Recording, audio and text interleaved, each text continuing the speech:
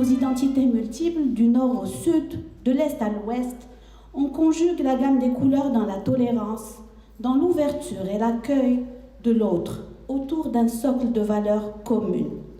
À travers cette exposition, où chaque toile a son propre caractère, son propre message, nos artistes replongent dans leurs racines marocaines.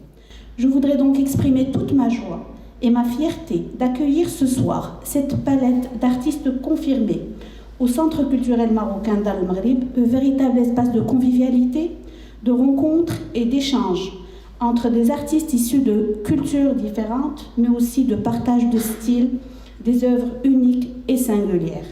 Merci Madame Bossekouk, Monsieur Benani et Monsieur Adouani d'avoir choisi le Centre culturel marocain d'Al Maghrib pour partager avec notre public vos expériences picturales et vos couleurs. Merci à vous, nos chers invités, pour votre heureuse présence. Bonjour, ici Kamal Benkiran avec vous de l'émission Agora, ici Télévision. On se trouve présentement au Centre culturel marocain à Dar al-Maghrib à l'occasion du vernissage La Couleur Conté. Donc un vernissage qui regroupe une panoplie d'artistes peintres marocains, non seulement des artistes peintres, mais aussi des architectes qui comptent la couleur en cette occasion. Et on se retrouve présentement avec l'initiatrice et la co-initiatrice de ce projet, La Couleur Conté, en présence de Madame Latifa Bossekouk avec nous. Madame Bossekouk, bonjour. Bonjour. Alors on est vraiment entouré de belles couleurs, mais surtout il faut voir les couleurs qui sont derrière. Vous avez eu le plaisir de nous honorer par votre présence à l'émission Agora. On a parlé de votre penchant pour le sud du Maroc, pour les animaux aussi, la couleur. Donc parlez-nous de ce vernissage. Comment vous est venue justement cette idée de parler de la couleur ? Eh bien, depuis presque une année, j'ai voulu faire une exposition au départ en solo au Centre culturel parce que je trouve qu'il est magnifique, il est beau, il y a un très bel espace. Et ensuite, lorsque j'étais avec mon ami Si Mohamed Benani, qui est architecte, mais qui fait des œuvres magnifiques dans son atelier, j'étais là, j'ai regardé, j'ai vu qu'il avait de très beaux œuvres. Je dis, écoute, mais il faudrait qu'on fasse... Moi, je compte faire une expo, pourquoi est-ce qu'on ne la fasse pas ensemble ? Et puis, il était enchanté, donc voilà, et c'est de là où est venue l'idée. Donc, j'ai travaillé un peu là-dessus, j'ai rajouté d'autres œuvres, et puis aussi, on a invité, j'ai vu entre-temps... Monsieur Atouani, qui est aussi architecte et qui a exposé l'année dernière. Donc j'ai vu aussi ces tableaux, ils sont magnifiques avec de belles couleurs franches. Alors je l'ai invité à exposer avec nous. Et comme on dit, l'union fait la force. Donc... Exactement, l'union fait la force, comme vous dites. Il y a beaucoup d'artistes présents à ce vernissage. La couleur Conté, je trouve beau ce titre. Si je vous demande par exemple de définir la couleur selon votre propre approche artistique, ça serait quoi ? Alors, la couleur est très significative dans tous les domaines. Sans la couleur, imaginez-vous le monde en blanc et noir. La couleur, on regarde la nature, tout ce qui est vert, tout ce qui est verdure, c'est vert, l'eau, le ciel, elle apaise. Il y a certaines couleurs en psychologie ou en pédagogie qui, rien qu'à les regarder, vont donner un apaisement à l'âme et enlever le stress. Donc, regardez l'hiver et le printemps et l'été. Et parmi les participants aussi avec nous, mesdames et messieurs, monsieur le rabbin Haïm Mor Youssef qui est présent là, qui est venu voir cette couleur Conté, voir cette odeur du Maroc, voir cette couleur du Maroc. Le rabbin Mor Youssef qui est aussi un artiste et un écrivain confirmé. Monsieur le rabbin, bonjour. Shalom Bracha, merci beaucoup. Bonjour. C'est un grand plaisir et honneur d'être parmi vous aujourd'hui. Et premièrement, je voudrais remercier l'Éternel et Sa Majesté le roi Mohammed VI, que Dieu lui accorde santé, bonheur et prospérité pour son bonheur justement. Nous sommes en train de vivre quelque chose d'extraordinaire, le rapprochement des cultures, le rapprochement à travers l'art. Or, l'art, c'est une expression qui dépasse les mots, qui dépasse les symboles, qui sort vraiment des tripes de tout un chacun. Et chaque artiste est une personnalité indépendante qui contribue à l'œuvre générale qu'est l'art. Et à travers l'art, on peut rassembler beaucoup de monde, beaucoup de gens de différentes cultures. Et c'est quelque chose de très important pour encourager Dar al-Maghrib qui œuvre dans ce sens pour les rencontres amis, les rencontres fraternelles, vraiment tous les Marocains de toute religion, de toute confession. Alors, parfait. Merci. Alors, monsieur le rabbin, là, on est entouré de tableaux là, qui nous rappellent non seulement le Maroc, mais l'identité marocaine, peut-être même l'identité marocaine ancrée ici à Montréal et au Québec, mesdames et messieurs, à travers le travail que fait le Centre culturel marocain.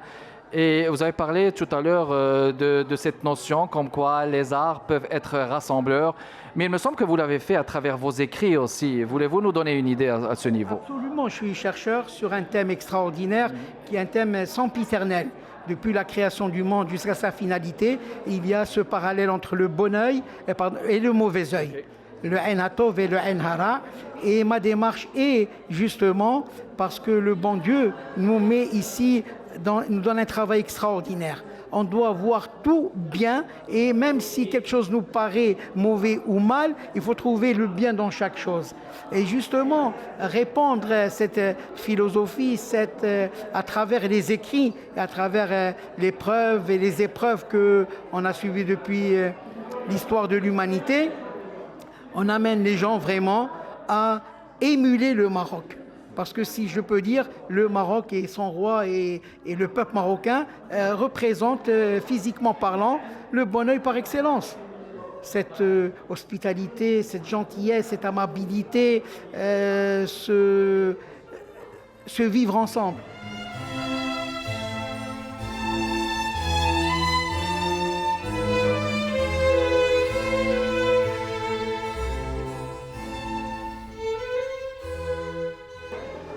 On est en présence de Omar Gamaoui, qui était l'un de nos invités aussi chez Arts et Lettres. Alors Omar, c'est la polyvalence. Là, parfois, moi, je me demande est-ce qu'il est sculpteur, est-ce qu'il est artiste peintre, est-ce qu'il est... Ben, il est un peu de tout, là. C'est un magnifique bricoleur qui fait de la récupération avec des affaires là pour faire de l'art. Et il a prouvé une belle compétence. Omar, bonjour. Bonjour, Réa.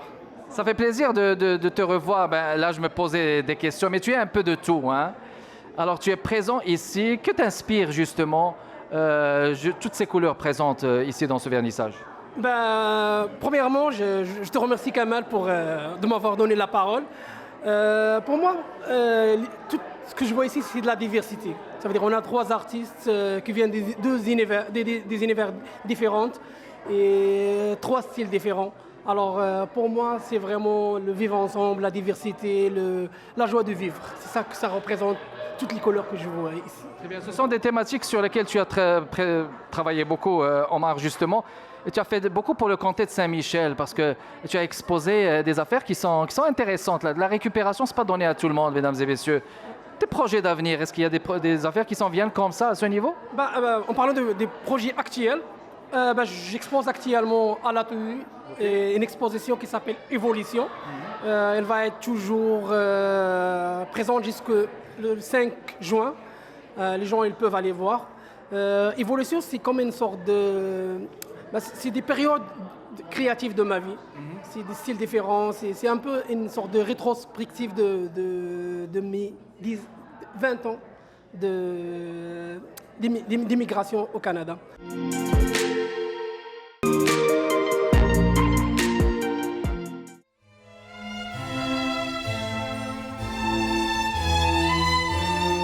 Et on se trouve présentement avec un autre artiste, peintre, architecte participant avec nous. Dans le cadre de ce vernissage, la couleur comté, Mohamed Atouani, bienvenue. Merci. Oui. Oui, je vous remercie de m'avoir accueilli. Ça fait plaisir. Bon, alors, moi j'ai entendu votre speech là. Il est très intéressant parce que vous avez dit des choses inspirantes. Raconter la peinture par le récit ou à travers le pinceau. Il y a des choses que vous avez dit, raconter la peinture par le récit. Mais ça, c'est aussi inspirant quelque part. Oui, tout à fait. Parce que justement, dans un premier temps, on essaie de raconter des histoires par la peinture. Mais à un moment donné, on va essayer peut-être à un moment donné de raconter la peinture comme sujet principal, disons, autosuffisant, et qui permet vraiment d'être interprété de différentes manières. Et ça va être non seulement un médium, mais un vecteur autosuffisant, radieux, lumineux, qui peut raconter des histoires à lui-même. Alors justement, vous parliez de puzzle. Donc on réunit des puzzles pour constituer une mosaïque de couleurs, mosaïque de structures, ou carrément mosaïque de figures qui rappellent peut-être un passé, des souvenirs, l'enfance, etc. Là, nous sommes devant vos toiles. Là, quand je les regarde, ce sont des couleurs, j'imagine, ils sont non seulement naturels, mais ils sont même inventés. Question originale pour vous. Si je vous demande 3 couleurs par ordre de priorité pour vous, Mohamed Atouani. C'est toujours difficile de résumer des choses comme ça, mais bon, je dirais bleu, rouge, jaune. Bleu, rouge, là on n'est pas loin du drapeau français, là. À moins que le jaune, c'est pas complètement. Mais bleu, rouge, jaune, d'accord. Bon, alors une question à vous concernant les couleurs que vous utilisez pour exprimer votre identité marocaine. On peut parler aussi d'une double identité. Cette couleur, elle symbolise, ou ces couleurs, ils symbolisent quoi pour vous généralement ?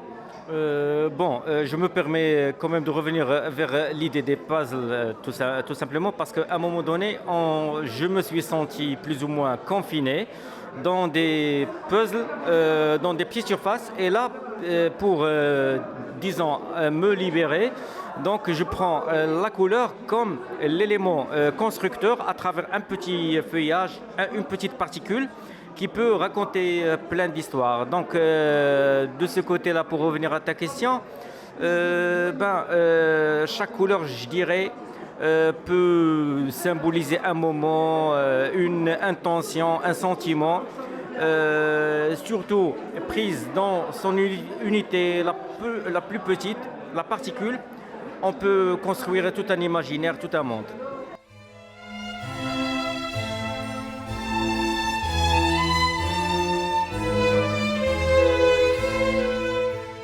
Alors, on est en présence de Marie-Denise Douillon. Là, je vais vous dire, mesdames et messieurs, on est en plein présence de tout ce qui est polyvalent. Littérature et art visuel, littérature jeunesse et art visuel avec Marie-Denise Douillon qui a déjà été avec nous à l'émission Art et Lettres Agora. Marie-Denise, c'est un plaisir de te retrouver. Et moi aussi également. Merci de m'inviter à participer à ton émission. Écoute, c'est un plaisir partagé, réciproque. Il me vient à l'idée cette question, la fusion entre la littérature et les arts visuels. Écoute, c'est une fusion qui peut sauver le monde. J'exagère peut-être. En tout cas, pour les enfants, on espère de les amener ailleurs, de les amener vers un monde d'altérité, un monde sans discrimination, sans filtre, un monde où ils pourront apprendre à connaître l'autre sans peur, sans anxiété, sans a priori. Tout à l'heure, je parlais avec Madame Latifa Boussiko de ce magnifique projet que vous avez fait, le Beau Pont d'Agadir, un projet de Tahir, un projet de fusion entre les arts et les lettres, mais aussi en 2 compatriotes d'origine marocaine. Comment est-ce que, quelle impression vous ressentez au niveau de toutes ces couleurs? Est-ce qu'on peut faire le lien avec le mot? Parce qu'en parlant d'art visuel et de littérature, il y a des mots qui peuvent décrire la couleur. Là, on parle de la couleur cantée. Comment est-ce que vous pressentez ça? Moi, je vois la couleur des mots comme des couleurs qui nous font voyager. D'ailleurs, quand je parle de jeunesse, de livres jeunesse, je dis des livres qui nous font voyager, des mots qui nous font voyager. Un peu comme dans tes récits. On pourrait les lire et s'imaginer. Si on décrit un coucher de soleil de Marrakech, on peut facilement s'imaginer les couleurs. Si on parle de l'aurore boréale, on parle d'autres teintes, on va dans les violets. Donc la couleur a cette force aussi de nous emmener dans d'autres espaces. Des espaces de saveur, des espaces d'odorat, des espaces visuels. Je vais rappeler que vous avez des origines haïtiennes, vous avez vécu au Maroc aussi. Que vous inspire Haïti et le Maroc? Alors ces jours-ci, je donne des ateliers de médiation à 2 bibliothèques. La bibliothèque Côte des Neiges, c'est un programme que j'ai eu avec l'UNEC et le Conseil des Arts de Montréal. Alors je suis en train de créer dans le cadre de ce programme de résidence, je travaille avec des personnes âgées et je travaille aussi avec des enfants et je dois faire un projet personnel. Donc pour revenir sur Haïti, je suis en train de créer une histoire à partir d'un proverbe qui raconte l'occupation américaine en Haïti et il y a des parallèles un petit peu avec ce qui se passe ces jours-ci en Haïti. Et il faut dire que vous avez un apport magnifique pour ce qui est de l'interculturel. Là, il faut le souligner. Là. En fin de compte, les autres le voient, mais c'est difficile quand on est out of the box de réfléchir comme si on était in the box.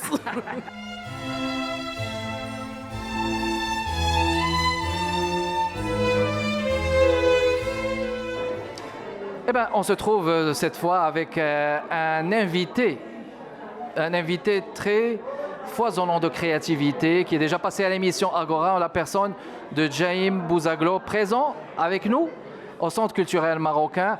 Vous savez, architecte, design, qui fait de magnifiques choses. Regardez, j'ai les mains occupées. Je prends juste aussi l'un de ces documents qu'il a eu la générosité de ramener avec lui. Alors, Jaim, bienvenue au Centre culturel marocain. Bonsoir, ça fait plaisir d'être là. Alors, ça fait plaisir aussi.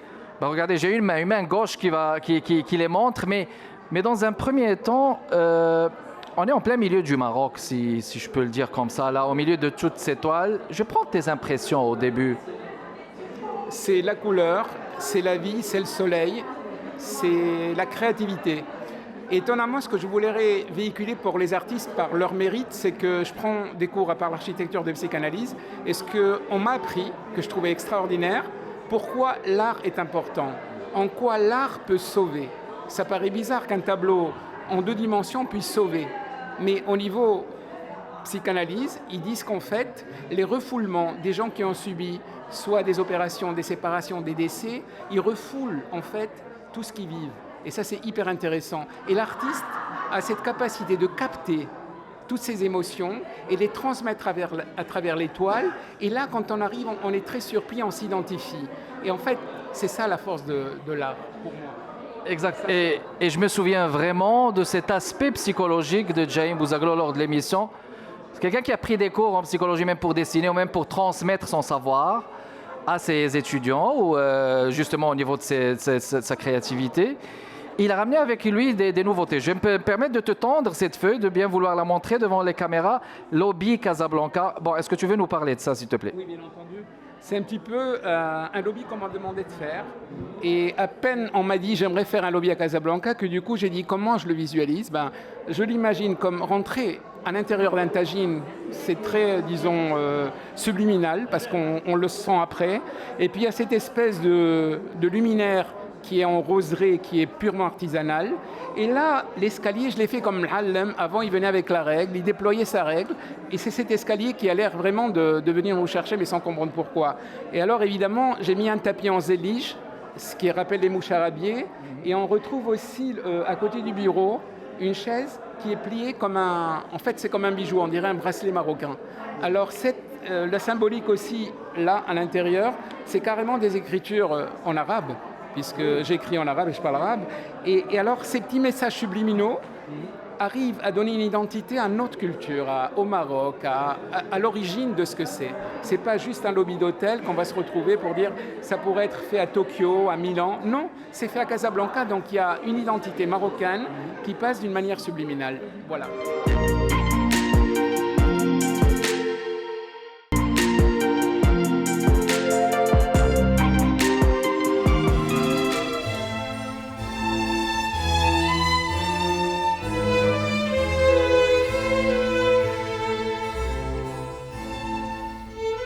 On se trouve présentement avec un autre artiste, peintre et architecte participant avec nous dans ce vernissage La Couleur Comté. Alors, Monsieur Benani, bonjour. Bonjour.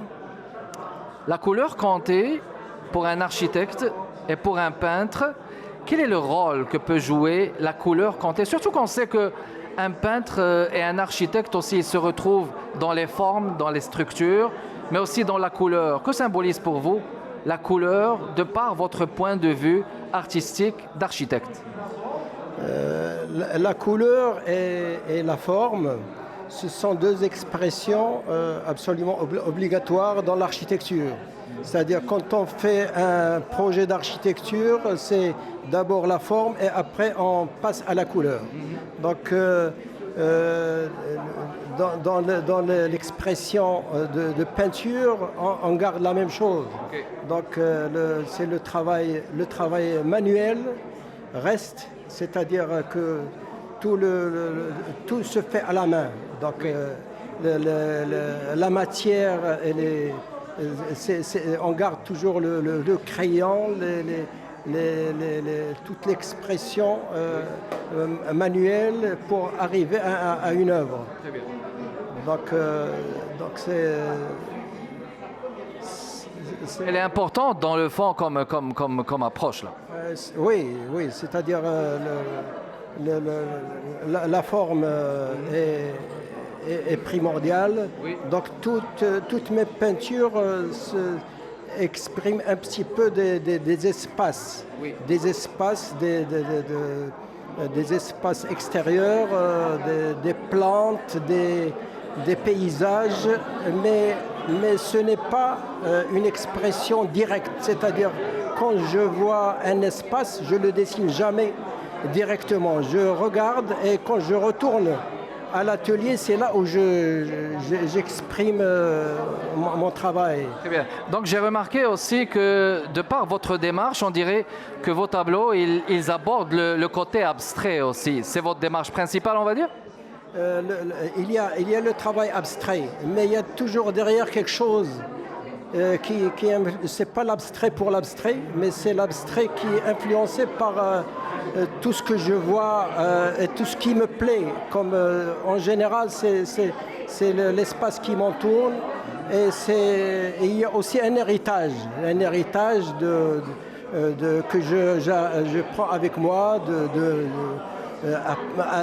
de l'Afrique, des pays chauds. Donc on voit très bien que dans mes peintures, il y a quand même des couleurs chaudes.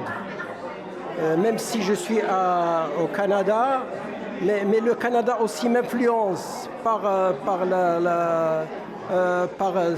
bien sûr son climat, par sa verdure et par le bleu de l'eau et du ciel.